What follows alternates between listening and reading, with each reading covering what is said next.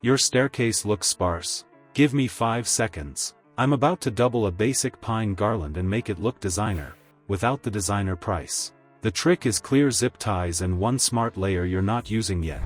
Get your garland on first, decide how it's gonna swag, if it's gonna go over, under, on top, and then you can start the embellishments. Here, okay, so here's the thing. If you try to put a zip tie or a pipe cleaner on one of these things, you need something right here. See how this is square, then it has a little loop?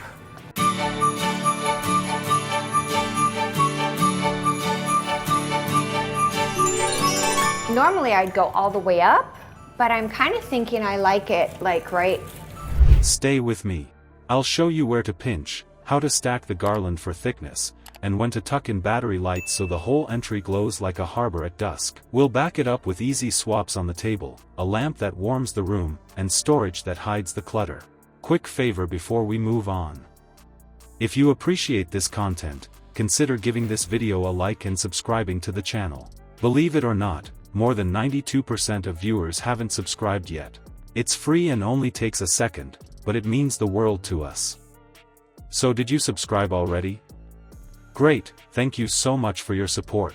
Now back to the video. If you're hanging garland on your staircase this year, definitely use clear zip ties. This is the easiest way to make it stay really quickly, and it will stay all season long. I've used many different methods of trying to hang garland on a staircase. This is definitely your best bet. I've been tying together the entire house for the holidays with dark red ribbon, whether it be velvet ribbon or satin ribbon. I just get a roll from the craft store or online and tie my own bows. Okay, so I made it a little bit thicker this year just by actually doubling up on the garland, so we have a little bit more of a full look. Now on every high pinch point, I'm tying large satin red bows. You've seen that skinny garland that looks decent in the store and goes limp the minute it hits a rail. Here's the switch. Double the base. Take 2 plain pine strands and lock them like braided line so they behave as one and hold shape under load. Set the first strand along the rail's path and anchor the head at the newel. That gives you leverage. Now lay the second strand on top, but don't stack it dead even. Offset it by a hand's width so the tips cross and fill gaps. You want the needles to interleave, not sit in rows. When you see air, twist the top strand a quarter turn and feed it into that gap. Skip the urge to fix thin spots with more ornaments or heavy floral wire. That's dead weight. Weight pulls the span down over time.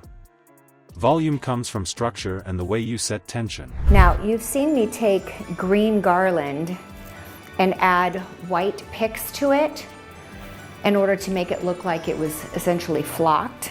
Well, I'm kind of doing the reverse here. It's actually quite unusual.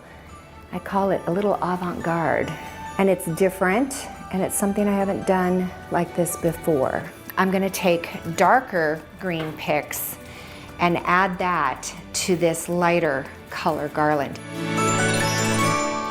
Think like a rigger, not a jeweler. Build the backbone first, then dress it. Grab clear zip ties. Work in runs of 8 to 10 inches, but change your grip at the rail's stress points. Pinch hard at the newel, the inside of each turn, and the midspan where sag wants to start.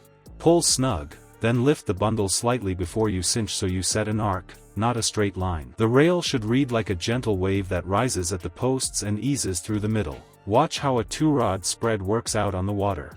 1 rod fishes deep, 1 works the lane. Together, they cover water the way your eye tracks it. Same deal here. 1 garland gives depth. The other fills the lane. The pair covers the visual field, so your brain reads full without a single extra ornament. If you can pick a material, go for real touch pine with mixed needle cuts. Mixed tip lengths break the pattern. Short, mid, and long needles break straight lines and cast tiny shadows. Your eye reads those shadows as depth, so the whole rail looks thick even before lights or bows. Keep moving down the rail. Every time you tie, fluff around the tie. Pull a long needle out over the plastic so the hardware disappears. Use diagonals. Push some tips up and some down to avoid tracks. If a branch sticks out like a spear, bend it back into the mass and let the offset strand hide the bend. Only add lights after the ties are fully set. Use battery microlights with a thin, flexible wire. Start near a post so you can park the pack behind a bow later. Run the wire on the rail side, not the room side. That keeps glare off the wire and puts the diodes forward. Lay the bulbs along the needle line, then pinch a few under a tip so the glow looks like it's coming from inside the green, not sitting on top of it. Stagger your light rhythm. Shorten the wrap at the high points you created with the tight pinches, then open it up through the middle of each span. That puts a soft crest of light where the garland rises and keeps the midspan calm. Now we could just leave it with the garland and bows, but I do want to add some lights to it as well. I added these in last minute last year just before all the guests came, and I feel like it just brightened up the entryway. So you can customize the length, really create your own style. I love to have long tail ribbon hanging down from the staircase. I feel like it adds such a nice classic look. This kind of helps accentuate your garland shape as well. It made it look a little bit more magical. So these are battery powered lights. That's very easy to do if you don't have an outlet around your staircase. You can just wind around simple lighting to really make a huge difference. If your pack has a timer, set it now so you don't dig for it later. Tuck the pack flat behind the newel or nest it behind ribbon tails. Now hide your work and sell the curve. Tie long-tail satin bows right on those high pinches. The bow's weight hides the zip ties. The tails guide the eye down the slope, like lines streaming off a reel. Keep tails longer than you think, then trim on a bias so they fall clean. If a tail fights the curve, steam it or run it over the back of a warm spoon and set the bend. Step back and read the line.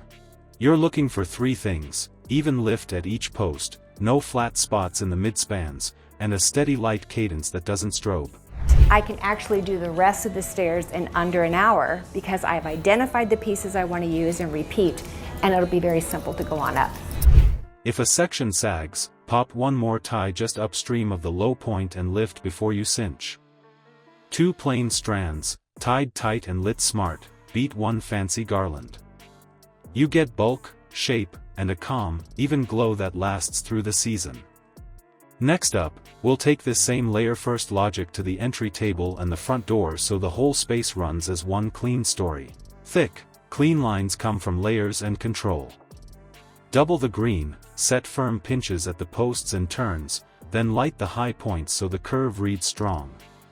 Test it now. Work the first 5 feet of rail. If it looks fuller on that short run, finish the span and keep the cadence. Watch how the light rides the arc. If this helped, subscribe for the full Entryway series. Next up, fast winds at the table and door. We'll drop in quick florals, a warm lamp that softens edges, and hidden storage that swallows gloves and mail so your holiday traffic flows without the clutter.